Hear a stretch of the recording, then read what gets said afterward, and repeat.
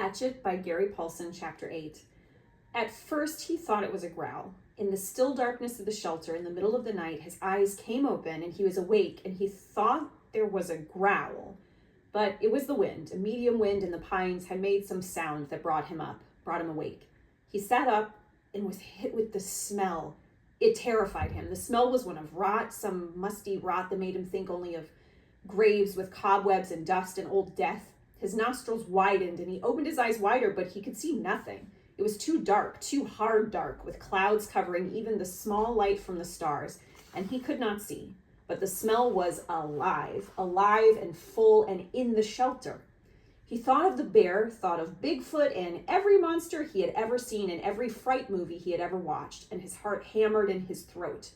Then he heard the slithering, a brushing sound, a slithering, brushing sound near his feet, and he kicked out as hard as he could, kicked out and threw the hatchet at the sound, a noise coming from his throat. But the hatchet missed, sailed into the wall where it hit the rocks with a shower of sparks, and his leg was instantly torn with pain, as if 100 needles had been driven into it. Oh! Now he screamed with the pain and fear and skittered on his backside up into the corner of the shelter, breathing through his mouth, straining to see, to hear. The slithering moved again. He thought toward him at first, and terror took him, stopping his breath. He felt he could see a low, dark form, a bulk in the darkness, a shadow that lived. But now it moved away. Slithering and scraping, it moved away, and he saw, or thought he saw it go out of the door opening. He lay on his side for a moment, then pulled a rasping breath in and held it, listening for the attacker to return. When it was apparent that the shadow wasn't coming back, he felt the calf of his leg, where the pain was centered and spreading to fill the whole leg. His fingers gingerly touched a group of needles that had been driven through his pants and into the fleshy part of his calf. They were stiff and very sharp on the ends that stuck out.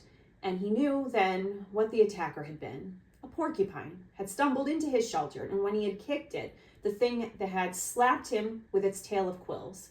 He touched each quill carefully.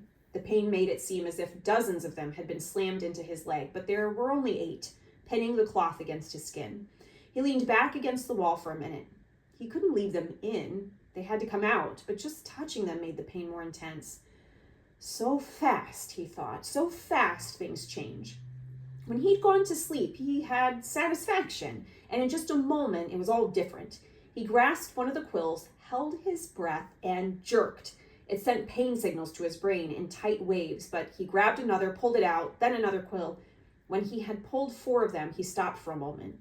The pain had gone from being a pointed injury pain to spreading and a hot smear up his leg, and it made him catch his breath. Some of the quills were driven in deeper than others, and they tore when they came out. He breathed deeply twice, let half of the breath out, and went back to work. Jerk, pause, jerk, and 3 more times before he lay back in the darkness. Done. The pain filled his leg now, and with it came new waves of self-pity. Sitting alone in the dark, his leg aching, some mosquitoes finding him again, he started crying. It was all too much, just too much, and he couldn't take it. Not the way it was. I can't take it this way. Alone with no fire, in the dark, and next time it might be something worse, maybe a bear. And it wouldn't be just quills in the leg, it would be worse. I can't do this, he thought again and again. I can't. Brian pulled himself up until he was sitting upright in the back corner, upright back in the corner of the cave. He put his head down on his arms across his knees, with stiffness taking his left leg, and cried until he was cried out. He did not know how long it took, but later he looked back on the time of crying in the corner of the dark cave and thought of it as when he learned the most important rule of survival, which was that feeling sorry for yourself didn't work. It wasn't just that it was wrong to do or that it was considered incorrect. It was more than that. It didn't work. When he sat alone in the darkness and cried and was all done with it, nothing had changed. His left leg still hurt, it was still dark, he was still alone, and the self-pity had accomplished nothing. At last he slept again, but already his patterns were changing, and the sleep was light, a resting doze more than a deep sleep, with small sounds awakening him twice in the rest of the night. In the last doze period before daylight, before he awakened finally with the morning light and the clouds of new mosquitoes, he dreamed. This time it was not of his mother, not of the secret, but of his father at first, and then of his friend Terry. In the initial segment of the dream, his father was standing at the side of the living room looking at him, and it was clear from his expression that he was trying to tell Brian something. His lips moved, but there was no sound, not a whisper. He waved his hands at Brian, made gestures in front of his face as if he were scratching something, and he worked to make a word with his mouth, but at first Brian could not see it. Then the lips made a shape, but no sound came. Ma. Brian could not hear it, could not understand it, and he wanted to so badly. It was so important to understand his father, to know what he was saying. He was trying to help, trying so hard, and when Brian couldn't understand, he looked cross, the way he did when Brian asked questions more than once. And he faded. Brian's father faded into a fog place Brian could not see, and the dream was almost over, or seemed to be, when Terry came. He was not gesturing to Brian, but was sitting in the park at a bench looking at a barbecue pit, and for a time, nothing happened. Then he got up and poured some charcoal from a bag into the cooker, then some starter fluid, and he took a flick type of lighter and lit the fluid. When it was burning and the charcoal was at last getting hot, he turned, noticing Brian for the first time in the dream. He turned and smiled and pointed to the fire as if to say, "See, a fire." But it meant nothing to Brian except that he wished he had a fire.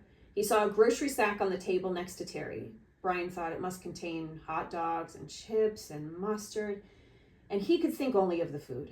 But Terry shook his head and pointed again to the fire, and twice more he pointed to the fire, made Brian see the flames, and Brian felt his frustration and anger rise, and he thought, all right, I see the fire, but so what? I don't have a fire. I know about fire. I know I need a fire. I know that. His eyes opened, and there was light in the cave, a gray, dim light of morning. He wiped his mouth and tried to move his leg, which had stiffened like wood. There was thirst and hunger, and he ate some raspberries from the jacket. They had spoiled a bit, seemed softer and mushier, but still had a rich sweetness. He crushed the berries against the roof of his mouth with his tongue and drank the sweet juice as it ran down his throat. A flash of metal caught his eye, and he saw his hatchet in the sand where he had thrown it at the porcupine in the dark. He scooched up, wincing a bit when he bent his stiff leg, and crawled to where the hatchet lay. He picked it up and examined it and saw a chip in the top of the head. The nick wasn't large, but the hatchet was important to him, was his only tool, and he should not have thrown it. He should keep it in his hand and make a tool of some kind to help push an animal away. Make a staff, he thought, or a lance, and save the hatchet. Something came then, a thought as he held the hatchet, something about the dream and his father and Terry, but he couldn't pin it down. He scrambled out and stood in the morning sun and stretched his back muscles and his sore leg. The hatchet was still in his hand, and he stretched and raised it over his head. It caught the first rays of the morning sun. The first faint light hit the silver of the hatchet, and it flashed a brilliant gold in the light, like fire. That is it, he thought. What they were trying to tell me. Fire. The hatchet was the key to it all. When he threw the hatchet at the porcupine in the cave and missed, and hit the stone wall, it had showered sparks, a golden shower of sparks in the dark, as golden with fire as the sun was now. The hatchet was the answer. That's what his father and Terry had been trying to tell him. Somehow he could get fire from the hatchet. The sparks would make fire. Brian went back into the shelter and studied the wall. It had some form of chalky granite or a sandstone, but embedded in it were large pieces of a darker stone, a harder and darker stone. It only took him a moment to find where the hatchet had struck. The steel had nicked into the edge of one of the darker stone pieces. Brian turned the head backward so he could strike with the flat rear of the hatchet and hit the black rock gently. Too gently, and nothing happened. He struck harder, a glancing blow, and 2 or 3 weak sparks skipped off the rock and died immediately. He swung harder, held the hatchet so it would hit a longer, sliding blow, and the black rock exploded in fire. Sparks flew so heavily that several of them skittered and jumped on the sand beneath the rock, and he smiled and struck again and again. There could be fire here, he thought. I will have a fire here, he thought, and struck again. I will have a fire from the hatchet.